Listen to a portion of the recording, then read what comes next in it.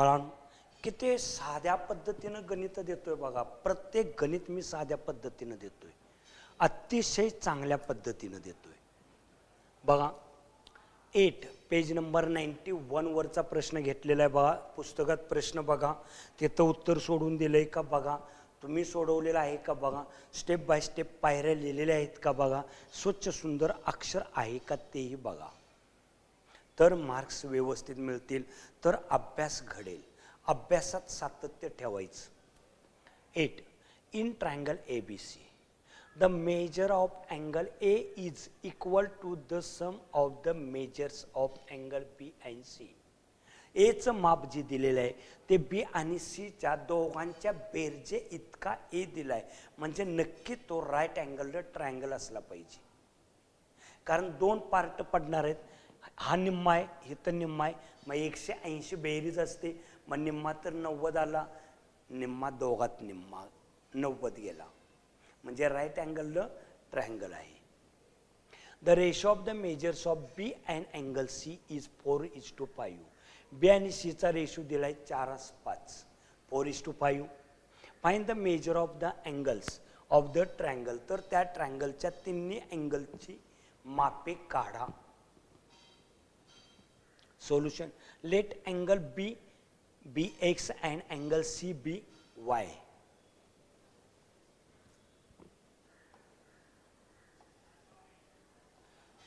Angle A हा निम्मा दिलेला आहे आणि इथं बी आणि सी. बीला आपण एक्स घेतलं, सीला वाय घेतलं, आणि ह्या दोघांच्या बेरजे इतका हाय, म्हणजे ए बरोबर काय असणार, X plus Y. From the first condition angle A is equal to B plus C. Angle A is equal to angle B plus C. My angle A is equal to B means X and C Y. My A is equal to X plus Y, but ratio is 4:5.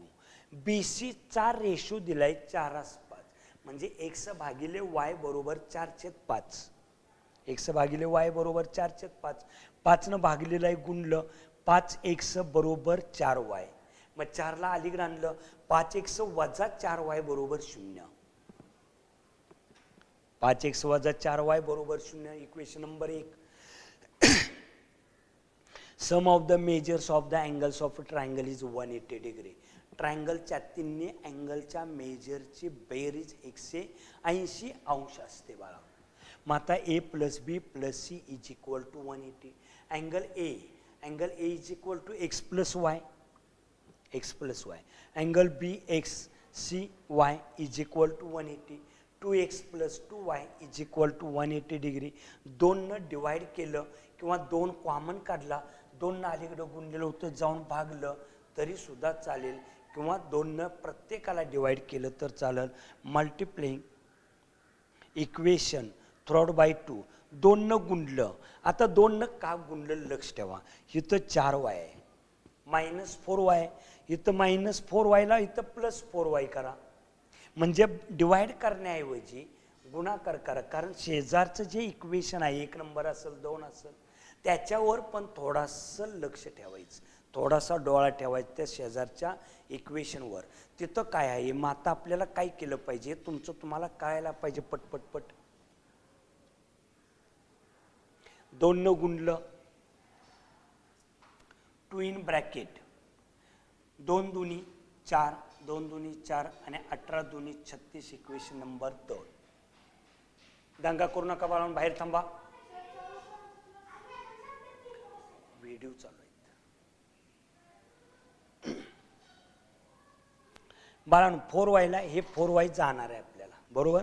मग आता adding equation 1 and 2. 4y ला 4y जाईल, 5 आणि 4 9x बरोबर 36, 9 चौक 36, x बरोबर 40, आणि y C ची किंमत किती येणार 50. गणित किती साधे आहेत बा, गणित सोडवून देतो. इक्वेशन नंबर 1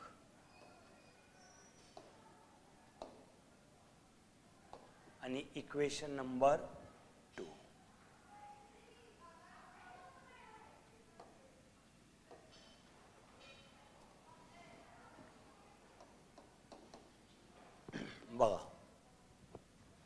4y ला 4y, adding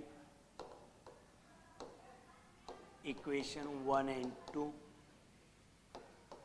5x minus 4y is equal to 0, 4x plus 4y is equal to 9x plus ला मायनस गेला, x is equal to 360 upon 9 and x is equal to 9 चौक 36. आलेली किंमत इक्वेशन नंबर 1 मध्ये भरू.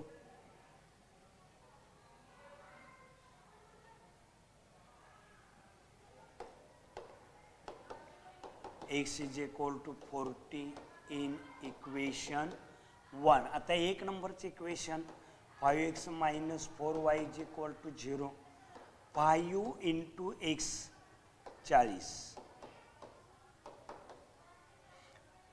5 चौक 20,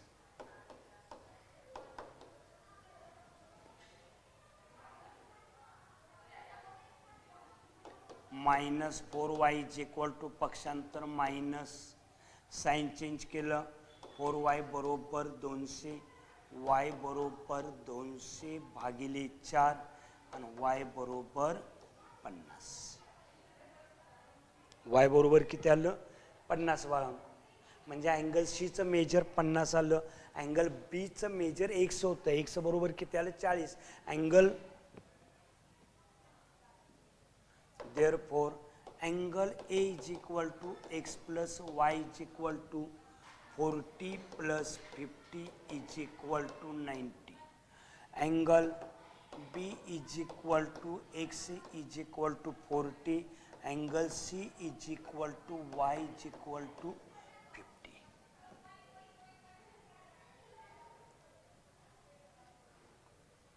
ही condition इथपर्यंत बघून घ्या व्यवस्थित. x ची किंमत 40 आली, substituting the x is equal to 40, angle E is equal to x plus y is equal to 40 plus 50 is equal to 90, angle B is equal to 40 आणि angle C is equal to 50.